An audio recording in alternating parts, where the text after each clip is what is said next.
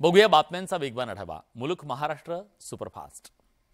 शिर्डीत पंतप्रधान नरेंद्र मोदींनी नाव न घेता शरद पवार यांच्यावर निशाणा साधलाय। महाराष्ट्रातील एक वरिष्ठ नेता इतकी वर्ष केंद्रात कृषी मंत्री होते तेव्हा त्यांनी शेतकऱ्यांसाठी काय केलं असा सवाल मोदींनी केलाय। पवार कृषी मंत्री असताना बळीराजा हवालदिल झाल्याचा टोला मोदींनी लगावला। पवारांच्या कृषी मंत्री असलेल्या काळात शेतकऱ्यांना एमएसपीचे पैसे मिळत नव्हते, मात्र आमच्या सरकारमध्ये एमएसपीचे पैसे थेट शेतकऱ्याच्या खात्यात जमा केले जात असल्याचंही त्यांनी म्हटलंय। पंतप्रधान नरेंद्र मोदींच्या हस्ते निळवंडे धरणाच्या कालव्याचं लोकार्पण करण्यात आलं। या लोकार्पणाच्या पूर्वी त्यांनी जलपूजन केलं। निळवंडे धरणामुळे अहमदनगरच्या 6 दुष्काळी भागातल्या तालुक्यांमध्ये पाणी टंचाईची समस्या दूर व्हायला मदत होणार आहे।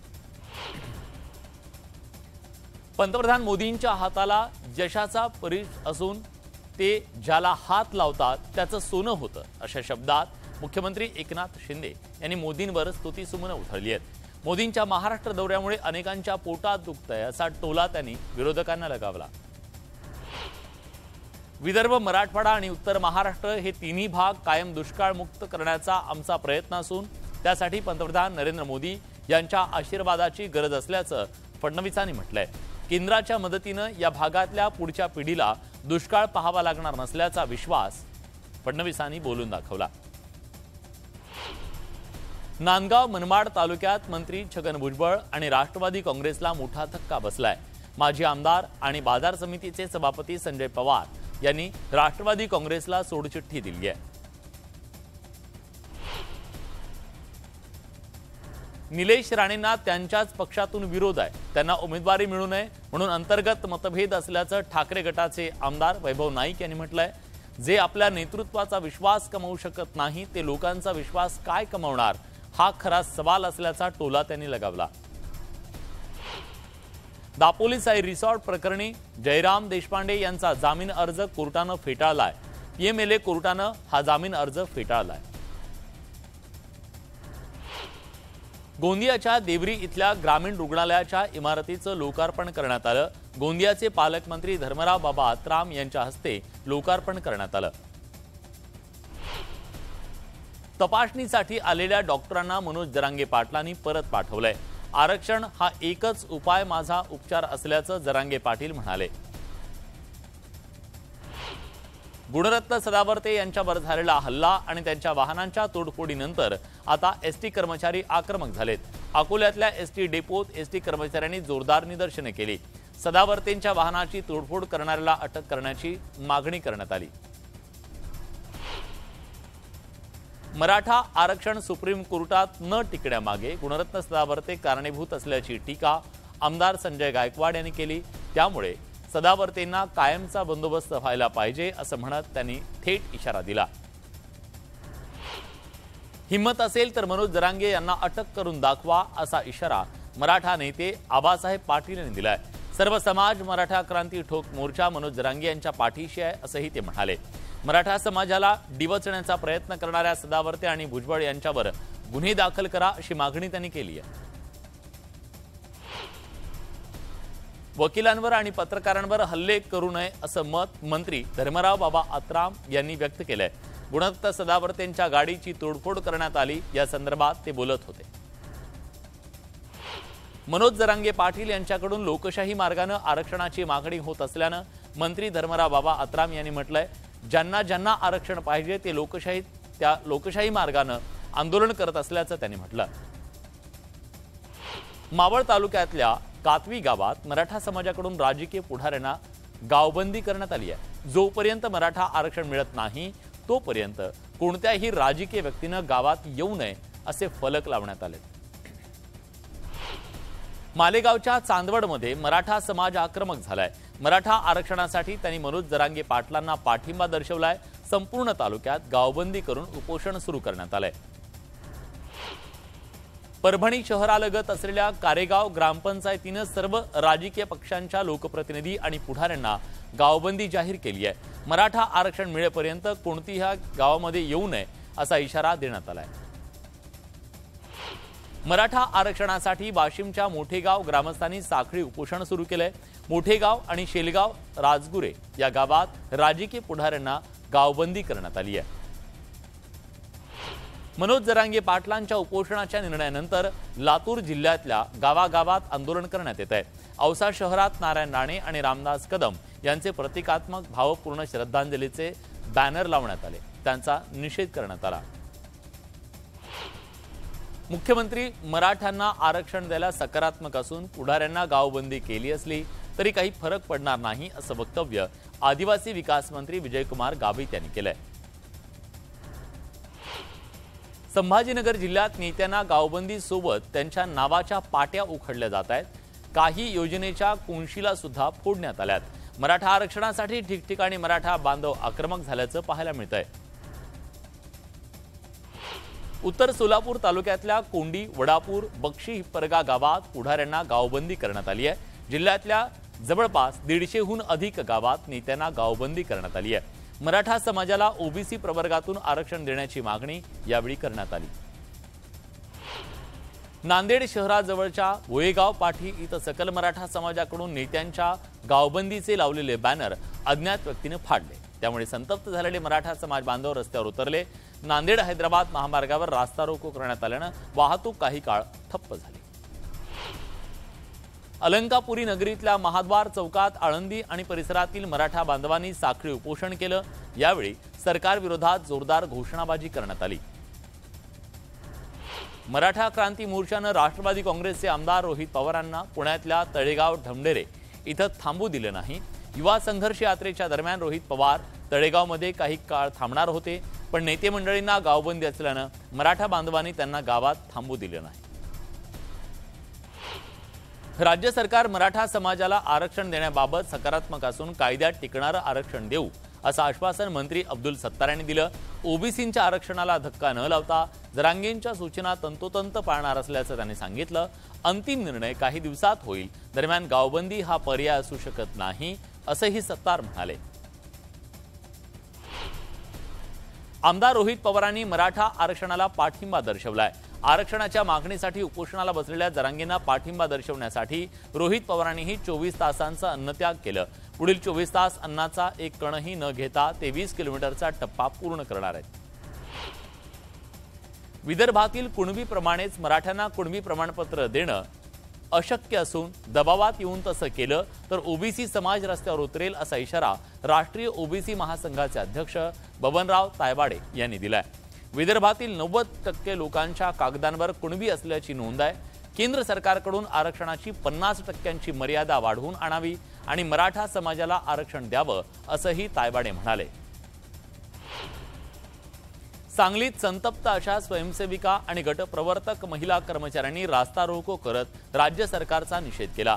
प्रलंबित मागण्यांसाठी सुरू असलेल्या आंदोलनाकडे सरकारचं दुर्लक्ष होत असल्याचा आरोप करण्यात आला। हिंगोली जिल्ह्यात कंत्राटी आरोग्य कर्मचाऱ्यांनंतर आशा वर्कर्स आणि गटप्रवर्तक यांनी सुद्धा कामबंद आंदोलन सुरू केलं। शासकीय सेवेत समाविष्ट करणं, वेतनवाढीसह इतर प्रलंबित मागण्यांसाठी कर्मचाऱ्यांनी मोर्चा काढला। येवल्याच्या धुळगावसह इतर 8 गावात मराठा समाजानं काळ्या फिती लावून उपोषण सुरू केलं। जरांगे पाटील यांना पाठिंबा देण्यासाठी हे आंदोलन करण्यात येत आहे।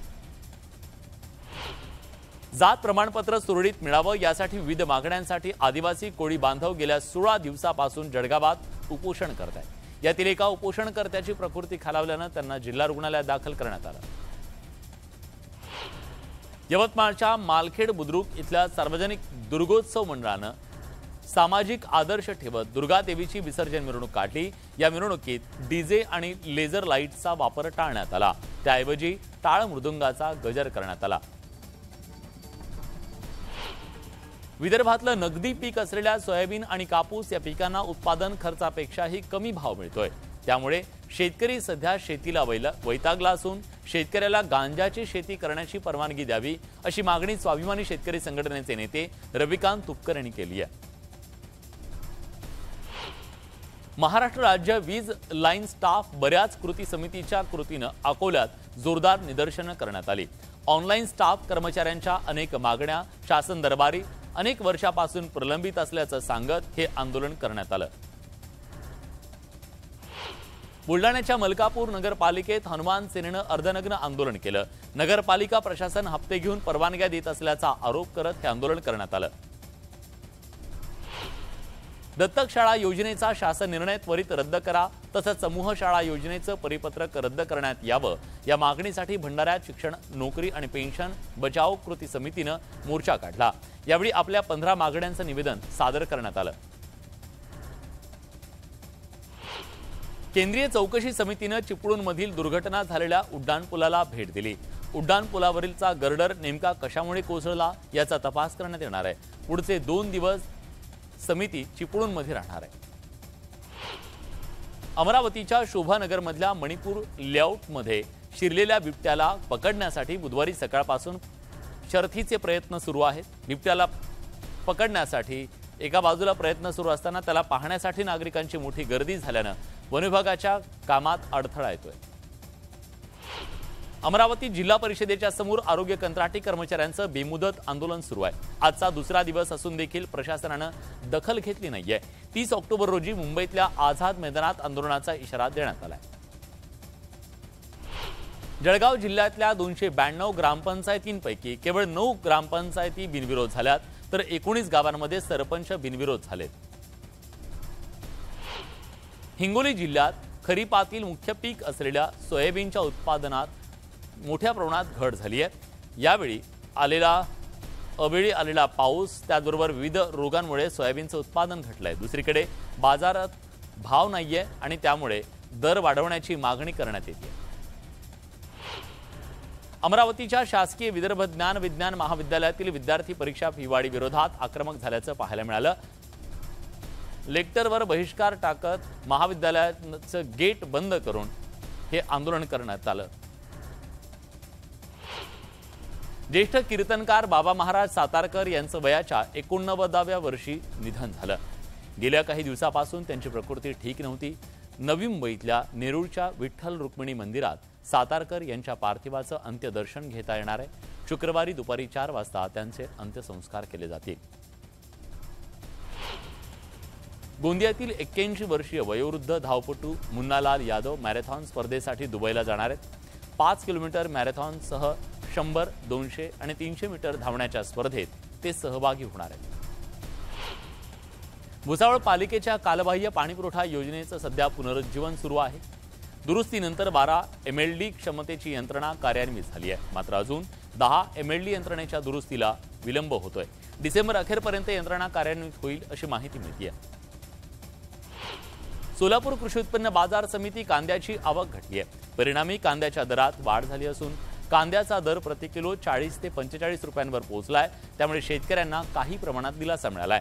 सोलापूर कृषी उत्पन्न बाजार समितीत बुधवारी 90 ते 95 गाड्याची कांद्याची आवक झाली। कांद्याची मागणी वाढल्यानं दरात सुद्धा वाढ झाली। नवी मुंबईतल्या वाशी टोलनाक्यावरच्या पुलाजवळ एका कारला अचानक आग लागली। आगीचं कारण स्पष्ट झालेलं नाहीये। चालकाच्या सतर्कतेमुळे जीवितहानी टळली, मात्र कारचं प्रचंड नुकसान झालं। पालघर अतिरिक्त सत्र न्यायालयातील अतिरिक्त सरकारी वकिलाला लाच घेताना रंगेहात अटक करण्यात आली आहे। निलंबित पोलीस कर्मचाऱ्याला सद्यस्थितीचा अहवाल पुरवण्यासाठी 10,000ची लाच घेताना ही कारवाई करण्यात आली। लातूर जिल्ह्यात डेंग्यू सदृश आजारानं डोकं वर काढलंय। डेंग्यूचा सर्वाधिक प्रसार ग्रामीण भागात होताना दिसून येतोय। लहान मुलांमध्ये डेंग्यूचा प्रसार झपाट्याने वाढत असल्यानं पालक चिंतेत आहेत, तर मुरुड इथं 8 वर्षीय मुलीचा डेंग्यूमुळे मृत्यू झाल्यानं परिसरात हळहळ व्यक्त होतीये। लातूर शहरातल्या उद्योग भवन परिसरातील एका 3 मजली बिल्डिंगला सकाळच्या सुमारास भीषण आग लागली। या आगीत 2 महिलांसह एका पुरुषाचा होरपळून मृत्यू झाला। अग्निशमन दलानं आग आटोक्यात आणली। पुणे सोलापूर राष्ट्रीय महामार्गावर पाटस घाटाच्या पायथ्याशी लक्झरी बसचा भीषण अपघात झाला। या अपघातात 2 प्रवाशांचा जागीच मृत्यू झाला। 15 ते 16 प्रवासी जखमी झाले। बसमध्ये 30 ते 40 प्रवासी असल्याची माहिती समोर येते। महामार्गाच्या बाजूला उभ्या असणाऱ्या मालवाहू ट्रकला धडक झाल्यानं हा अपघात झाला। नवी दिल्लीत केजरीवाल सरकारकडून प्रदूषणाबाबत नियमावली जाहीर करण्यात आली आहे। या पार्श्वभूमीवर दिल्लीकरांना आजपासून सिग्नलवर गाड्या बंद करण्याचं आवाहन करण्यात आलंय। राम मंदिराच्या उद्घाटनाचा मुहूर्त अखेर ठरलाय। अयोध्येच्या राम मंदिर ट्रस्टच्या पदाधिकाऱ्यांनी दिल्लीत पंतप्रधान नरेंद्र मोदी यांची भेट घेतली। राम मंदिराचं 22 जानेवारी 2024ला उद्घाटन होणार आहे। 22 जानेवारीला दुपारी 12:30 वाजता पंतप्रधान नरेंद्र मोदी यांच्या हस्ते राम मंदिराचं उद्घाटन होणार आहे।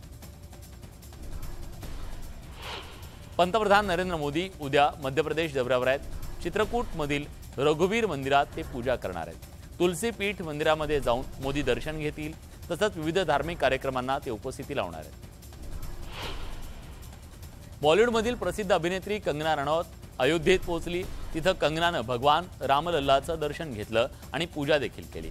कंगनानं अयोध्येत उभारण्यात येणाऱ्या भव्य राम मंदिराच्या बांधकामाची पाहणी केली। या सगळ्या बातम्यांसोबत बुलेटिनमध्ये आपण इथेच थांबतोय, पण ब्रेकवर जाताना महत्त्वाची आठवण। गुणरत्न सदावर्तेंच्या 3 ते 4 वाहनांची मुंबईत तोडफोड करण्यात आली। तोडफोडीनं संतप्त झालेल्या सदावर्तेने थेट मनोज जरांगेंच्या अटकेची मागणी केली। नेमकं काय प्रकरण आहे जाणून घेऊया स्पेशल रिपोर्टमध्ये थोड्याच वेळात, फक्त न्यूज 18 लोकमतवर।